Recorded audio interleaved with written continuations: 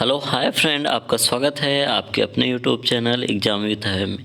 देखिए, मैं आप लोगों के सामने एग्जाम में इस समय अनुच्छेद से एक क्वेश्चन पक्का आ रहा है, तो मैं पूरा महत्वपूर्ण जितना भी अनुच्छेद है आप लोगों के सामने एक ही वीडियो में ला रहा हूँ। यदि आपको वीडियो पसंद आए तो चैनल को प्लीज़ सब्सक्राइब करके लाइक कर दीजिएगा और बेल आइकन को प्लीज़ दबा दीजिएगा, ताकि जिससे आपको नोटिफिकेशन मिलता रहे। हाँ, आप हमारे वीडियो के नीचे टेलीग्राम ग्रुप का लिंक है और साथ ही साथ व्हाट्सएप ग्रुप का और फेसबुक ग्रुप का लिंक है। आप जहाँ से जाके इस वीडियो का पीडीएफ आराम से ले सकते हैं। साथ ही साथ साइट भी है, आप वहाँ से जाके इसको पूरा बढ़िया से प्रिपरेशन कर सकते।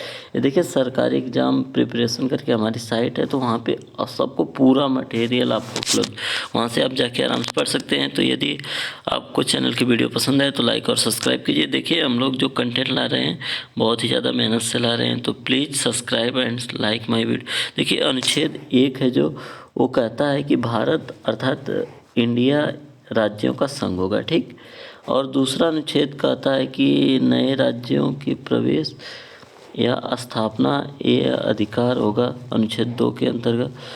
तीसरा हमारा क्या है, राज्य के निर्माण तथा सीमाओं के नाम का परिवर्तन, ठीक, अनुच्छेद 3 के अंतर्गत होगा।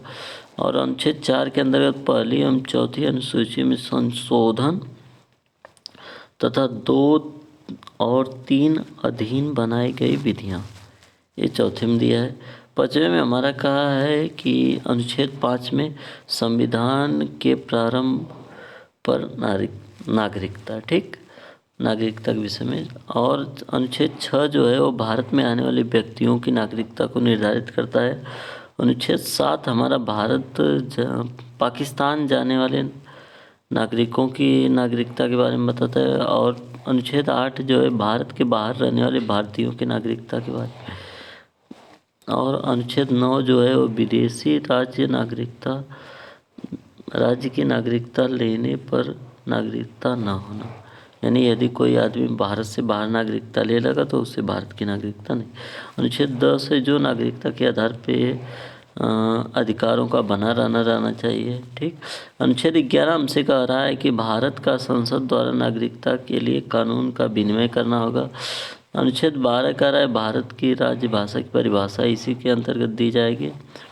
और 13 कह रहा है मूल अधिकारों को असंगत एवं अल्पीकरण करने की विधियां होंगी इसी के अंतर्गत। 13 की 14 जो होगा वो विधि के समझ समानता का अधिकार होगा, सबके लिए समान अधिकार की बात। अनुच्छेद देखिए 15 जो है, ये देखिए जो भी 14 से अब इम्पोर्टेंट शुरू हो गए। धर्म, मूल, जाति, लिंग, जन्म स्थान के आधार पर भेदभाव पर रोक, ये अनुच्छेद 15 का था। 16 का था लोक नियोजन में अवसर की समानता। 17 का था अस्पृश्यता का अंत। 18 हमारा का था उपाधियों का अंत, काफ़ी इम्पोर्टेंट ये सब है। 19 का था अभिव्यक्ति की सूचना। 19 से का था सूचना का अधिकार। तो इन आप 14 से लेके 19 तक को ध्यान से देख लीजिए। 20वां भी हमारा इम्पोर्टेंट जो हमको कहता है अपराधों को दोष सिद्ध संबंध संरक्षण। और जो 21वां हमारा संशोधन है वो कहता अनुच्छेद है, सॉरी यार, वो अनुच्छेद 21 में लिखा गया है कि प्राण एवं दैविक स्वतंत्रता का संरक्षण।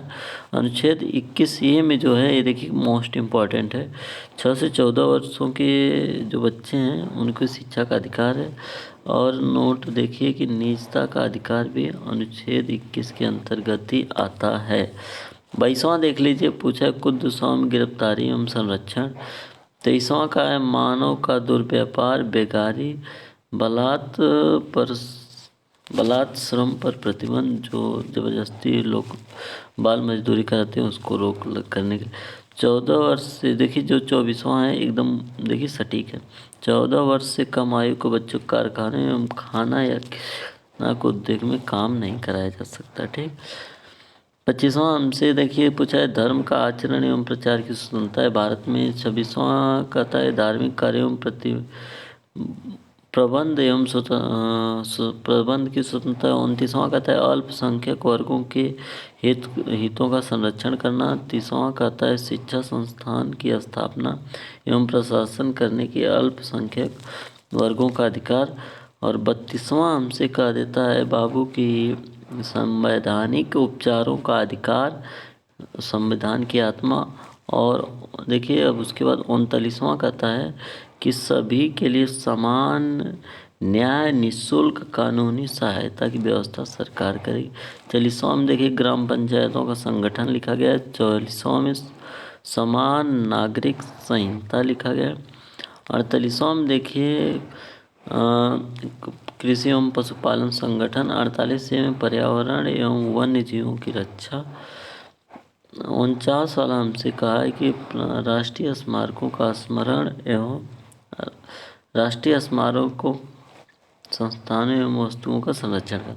50 वाला का है कार्यपालिका से न्यायपालिका का पृथक्करण।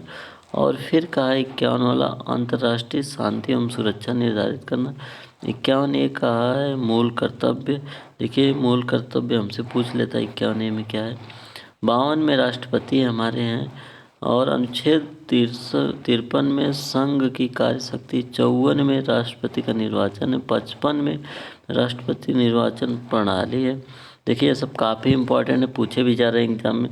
56 वाला राष्ट्रपति की पदावधि है। और 57 पुनर्निर्वाचन आयोग के लिए पात्रता है। और जो हमारा 58 है वो राष्ट्रपति निर्वाचित होने के लिए जो योग्यता है उसके लिए है।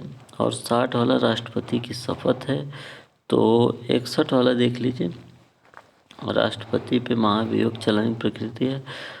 63 जो है वो भारत का राष्ट्रपति, यानी इतना जो है पूरा राष्ट्रपति से इम्पोर्टेंट है। उसके बाद देखिए 64 से राष्ट्रपति का राज्यसभा, उपराष्ट्रपति राज्यसभा का पदेन सभापति होगा, ऐसा 64 में लिखा है। और फिर 65 अनुच्छेद में लिखा गया है कि राष्ट्रपति के पद के रिक्त पर उपराष्ट्रपति कार्य करेगा जब राष्ट्रपति नहीं रहेगा। 66 अनुच्छेद हमारा कहता है उपराष्ट्रपति का निर्वाचन होगा। और 67 कहता है उपराष्ट्रपति की पदावधि कितने दिन तक रहेगी। 68 वाला कहता है कि उपराष्ट्रपति के पद रिक्त भरने के लिए निर्वाचन कैसे करेंगे। 69 कहता है उपराष्ट्रपति की शपथ कैसे लेंगे। 70 कहता है अन्य आकस्मिक विधियों पर राष्ट्रपति कर्तव्यों का निर्वहन करना। 71 कहता है राष्ट्रपति एवं उपराष्ट्रपति के निर्वाचन संबंधित विषय। 72 का क्षमा एवं क्षमादान की शक्ति देता है राष्ट्रपति को। 73 राष्ट्र संघ की कार्यपालिका की शक्ति का विस्तार करता है। 74 हमारा कहता है राष्ट्रपति को सलाह देने के लिए मंत्रिपरिषद होगी। 75 कहता है मंत्रियों के बारे में उपमंत्र। 76 कहता है भारत का महान्यायवादी। 77 कहता है भारत की सरकार के कार्यों का संचालन कैसे होगा। 78 हमारा कहता है राष्ट्रपति को जानकारी देने के लिए प्रधानमंत्री क्या कर्तव्य है। 69 हमारा कहता है संसद का गठन कैसे हुआ है। और फिर 80 हमारा कहता है राज्यसभा की संरचना कैसी है। 81 हमसे लोकसभा की संरचना कर देता है। और फिर देखिए 83 हमारा दोनों सदनों की अवधि। 84 योग्यता पूछ लेता है संसद के सदस्यों की। 85 हमसे पूछ लेता है मतलब कि संसद के 17 अवसान एवं विघटन।